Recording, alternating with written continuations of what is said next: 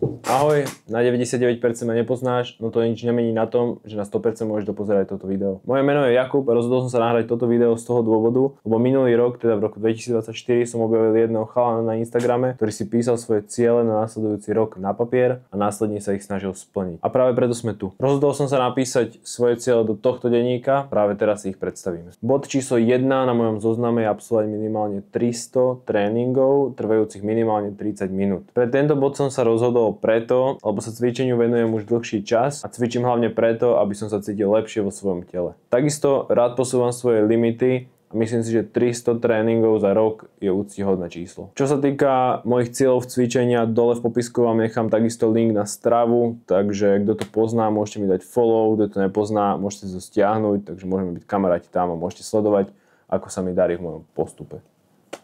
Bod číslo 2 je odbehnúť oficiálny polmaratón. Behaniu som sa začal venovať minulý rok v lete a neskutočne ma to chytilo a začalo baviť a preto som sa rozhodol, že tento rok to posuniem zase trošku na iný level a odbehnem oficiálny polmaratón. Bod číslo 3 a to je práve bod, prečo sedím pred touto kamerou a je to začať YouTube, Instagram, TikTok a iné sociálne médiá naplno. Pre tento bod som sa rozhodol preto, lebo pred pár rokmi som si vyskúšal, aké to je streamovať na Twitchi a bola to úžasná skúsenosť. A taktiež rád vystupujem zo svojej komfortnej zóny a práve preto sedím tu. Bod číslo 4 úzko súvisí s bodom číslo 3 a tým je YouTube. Sú to určite ciele, koľko videí by som chcel nahrať počas roku 2025 a je to číslo 52. Chcel by som nahrať prvé video, ktoré teraz práve pozeráš, potom ďalších 50 týždňových vlogov a následne na konci roka si zhrnieme naše úspechy a posadíme sa znovu k takémuto videu. Bod číslo 5 v mojom zozname je jednoducho byť lepší človek.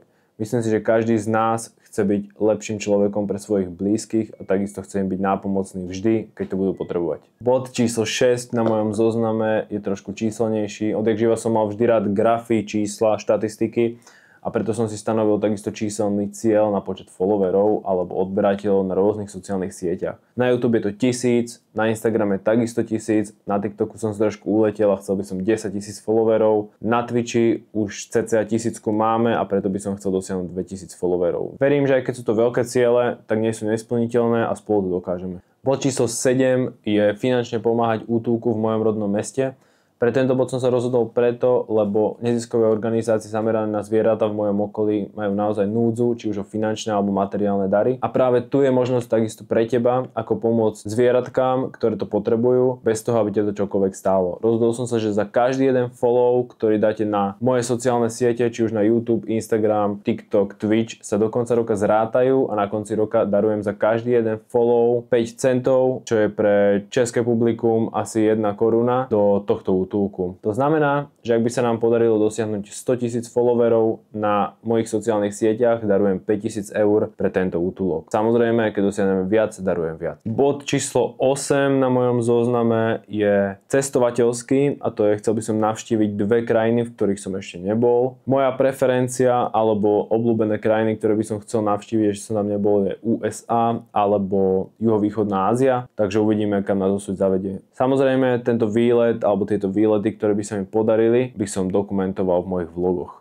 Takže nezabudni dať odber, aby si nezmeškal, či sa mi to podarí. Bod číslo 9 na mojom zozname je bod zameraný na financie. Minulý rok som začal investovať do akciového portfólia. Tento rok by som chcel, aby to portfólio malo hodnotu minimálne 4000 eur ku koncu roka. Ďakujem každému jednému, kto sa rozhodol kliknúť na toto video. Takisto ďakujem každému jednému, kto sa rozhodol ho dopozerať až do konca, zanechať nejaký komentár, like alebo odber. V popisku sú linky na moje ostatné sociálne médiá. Kľudne bež tam a zanechaj follow, budem ti veľmi vďačný. Verím, že toto video niekoho inšpirovalo a rozhodnite sa zmeniť si život, lebo život sa nezmení sám, musíš ho zmeniť ty.